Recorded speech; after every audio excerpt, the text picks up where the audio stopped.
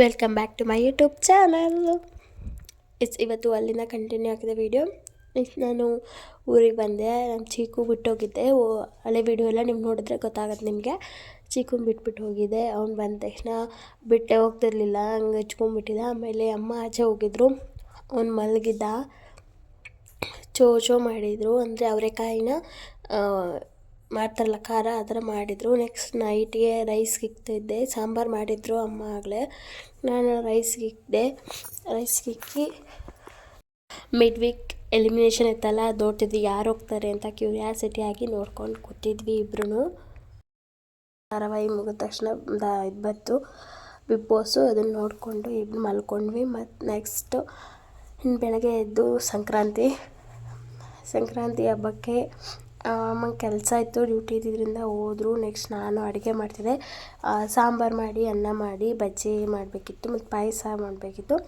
ಎಲ್ಲ ಮಾಡಿ ಮುಗಿಸ್ದೆ. ನಮ್ಮ ಸಾಯಿಬ್ರು ಮನೆ ಕ್ಲೀನ್ ಮಾಡಿ ಹೋಗಿದ್ರು. ಅಮ್ಮ ಎಲ್ಲ ಅಂಟ್ತಾ ಇದ್ದವನು, ಅದನ್ನೇ ಎಲ್ಲ ತೋರಿಸ್ತಾ ಇದ್ದೀನಿ ನೋಡಿ. ನೆಕ್ಸ್ಟು ಅವನಿಗೆ ಸ್ನಾನ ಮಾಡಿಸಿ, ನಾನು ಸ್ನಾನ ಮಾಡಿಕೊಂಡು ಅವನಿಗೆ ತಲೆ ಬಾಚೋಣ ಅಂತ ಕೂತ್ಕೊಂಡೆ. ತಲೆ ಬಾಚಿಸ್ಕೊತಾನೆ ಇರಲಿಲ್ಲ ಅವನು. ನೋಡ್ತಿರ್ಬೋದು ಹಿಂಗೆ ಆಡ್ತಾನೆ ಅಂತ. ಹಿಂಗೆ ಇಬ್ಬರು ಆಟ ಆಡಿಕೊಂಡು ಅವನಿಗೂ ತಲೆ ಎಲ್ಲ ಬಾಚಿ ಅವನು ಆಟ ಆಡಿಸಿದೆ. 2.5 ತಿಂಗಳು ಹಾಗೇ ಇತ್ತು ಅನಿಸುತ್ತೆ. ಅವನು ನೋಡೇ ಇರಲಿಲ್ಲ. ನಾನು ಬಂದ ತಕ್ಷಣ ಎಲ್ಲ ಫುಲ್ಲು ಕಾಲು ಕೈ ಎಲ್ಲ ಕೆರೆದಿಕ್ಬಿಟ್ಟಿದ್ದಾನೆ. ಆಮೇಲೆ ಎಲ್ಲ ಸಾರೆಲ್ಲ ಮಾಡಿಸಿ ಇಬ್ಬರು ರೆಡಿ ಆದ್ವಿ. ಆಮೇಲೆ ಒಂದು ರೀಲ್ ಮಾಡಿದ್ವಿ ಇಬ್ಬರು.